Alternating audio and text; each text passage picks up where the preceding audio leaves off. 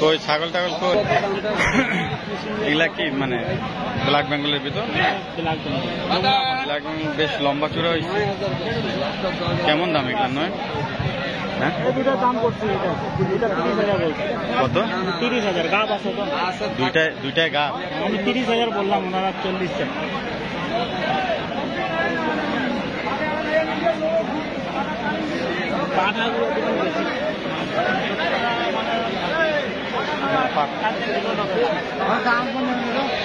পাঠাগুলো video করলাম